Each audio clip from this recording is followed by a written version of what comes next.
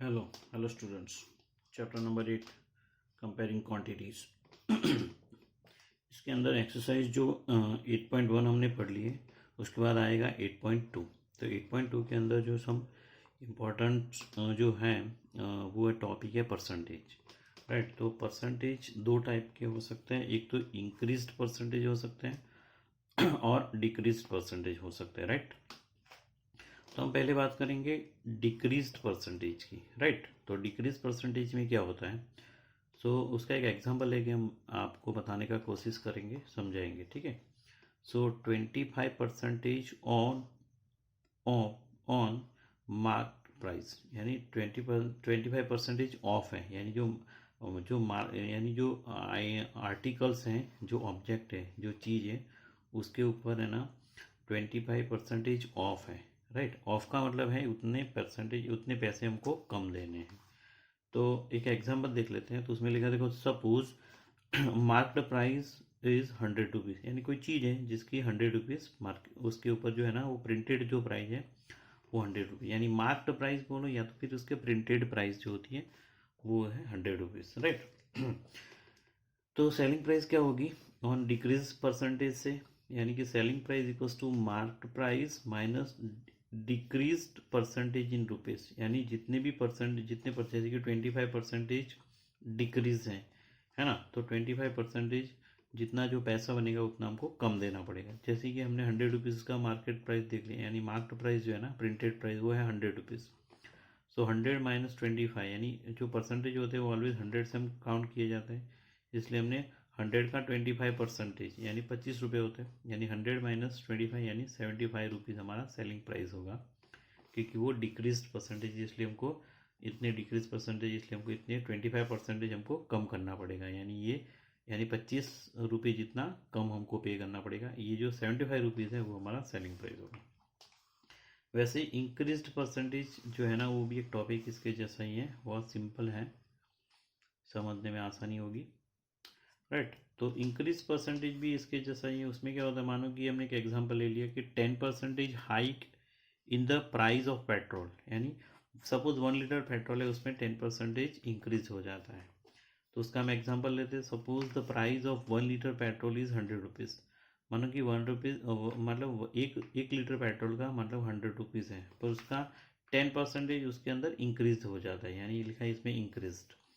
तो selling price क्या होगा, the price of 1 litre petrol plus increase percentage in rupees, यानी जितने परसेंटेज इंक्रीज हुआ है, जैसे कि 10% इंक्रीज हुआ है तो इतना रुपया हमको ऐड कर देना पड़ेगा।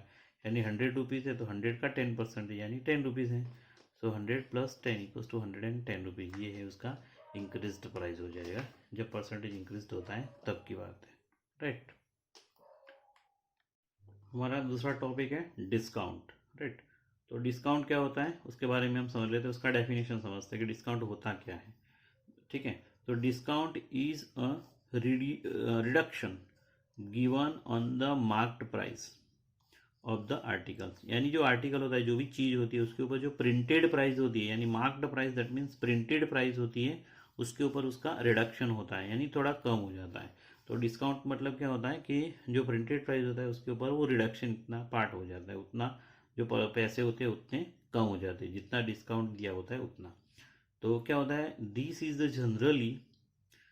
Generally given to the attract customer to buy goods और promote sales of the goods. Right, यानी ये जनरली क्या होता है, कोई भी कस्टमर तो उसको अट्रैक्ट करने के लिए ऐसे डिस्काउंट्स दिए जाते हैं। राइट, तो डिस्काउंट का एक सिंपल फॉर्मूला हम समझे तो discount is equals to what, तो marked price minus sale price. Right, ये है डिस्काउंट का simple formula. Okay, simple.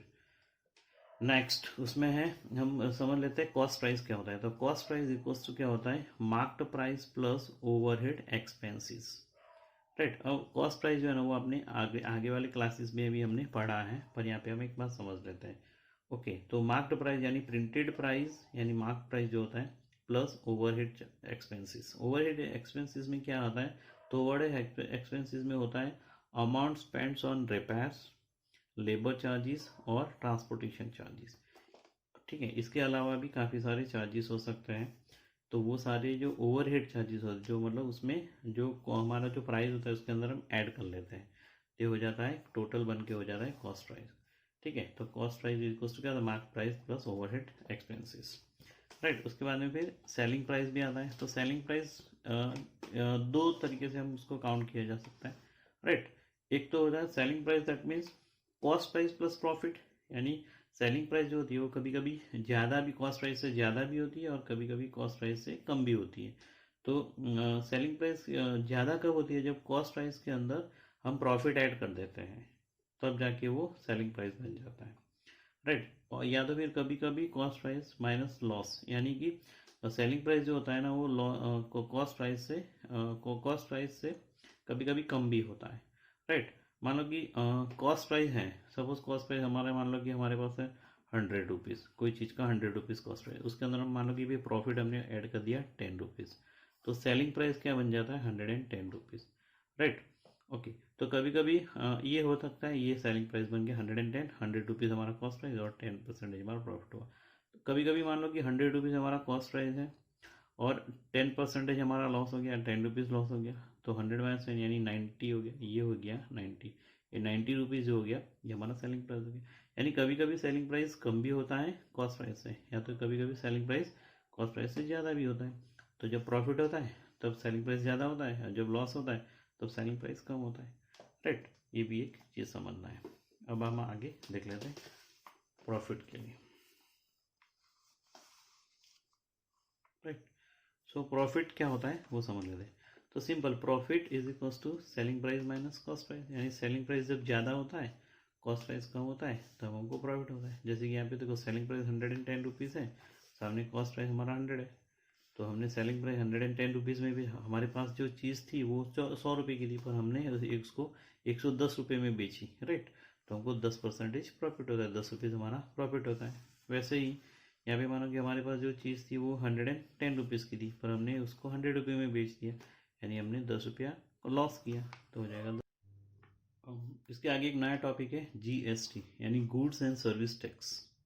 Okay, तो गुड्स एंड सर्विस टैक्स जो है ना वो कब से स्टार्ट हुआ, तो जुलाई 1 2017 में स्टार्ट हुआ। राइट, यानी ये 1 जुलाई 2017 से गवर्नमेंट ऑफ इंडिया ने लॉन्च किया था। ठीक है, तो ये किसके लिए होता है, तो which stands for goods and service taxes, service and taxes. Right, service taxes होता है, तो which lies lived on supply and goods और सर्विसेज और बोथ, यानी सप्लाई एंड गुड्स या सर्विसेज बोथ, इन सब पर ये होता है, अमाउंट लगता है। यानी bill amount is equals to cost of item plus GST, यानी GST एक परसेंट, एक टैक्स लगता है वन टाइप ऑफ। राइट, ये है GST।